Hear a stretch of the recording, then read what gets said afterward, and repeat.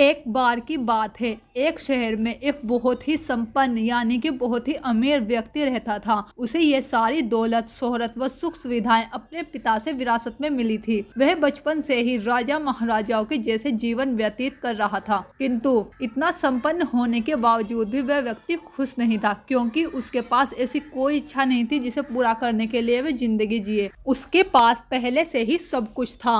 उसके माँ बाप भी उसके साथ बहुत ही तमीज़ से पेश आते थे और दोस्त भी, लेकिन वह आम लोगों की तरह बनना चाहता था। वह अक्सर सबसे छुपकर वेश बदलकर शहर के नुक्कड़ के पास वाले टी स्टॉल पर जाकर बैठता और देखता कि आम लोग अपनी ज़िंदगी में कितना खुश हैं। वहीं दूसरी तरफ एक शहर में एक बहुत ही गरीब व्यक्ति रहता था, लेकिन उन दोनों में एक बात समान थी। उस गरीब और अमीर व्यक्ति की शक्लें एकदम एक जैसी थी। वो एक दूसरे की कार्बन कॉपी की तरह लगते थे और इत्तेफाक से उसे भी अपनी गरीबी विरासत में ही मिली थी।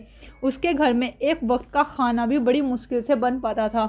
उसके घर में नल तक का भी कोई इंतज़ाम नहीं था। पानी के लिए भी रोज़ आने वाले टैंकर पर ही निर्भर थे। लेकिन जब वह सोता तो अपने सपनों में खुद को बहुत ही अमीर देखता। वह रोज़ नौकरी के लिए घर से निकलता, लेकिन कोई नौकरी नहीं मिल पाती। उसकी बेकारी से तंग आकर उसके पिताजी ने भी उसे घर से निकाल दिया। अपनी गरीबी व बेरोजगारी से परेशान आकर वह अपनी जान देने की सोचता है कि ऐसी बेकार ज़िंदगी से तो मौत ही अच्छी है। ऐसा सोचकर वह चलते रोड पर निकल पड़ता है मरने के लिए।